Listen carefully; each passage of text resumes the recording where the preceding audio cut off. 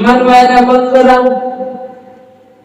বুখারী শরীফের হাদিস 1903 নম্বর হাদিস, রাসূল সাল্লাল্লাহু আলাইহি সাল্লাম বলেন, যে ব্যক্তি মিথ্যা বলা থেকে বর্জন করতে পারলো না, রমজান মাসে যে মিথ্যা কথা ছাড়তে পারলো না, তার পানাহার পরিত্যাগ করা রব্বুল আলামিনের কোনো প্রয়োজন নাই।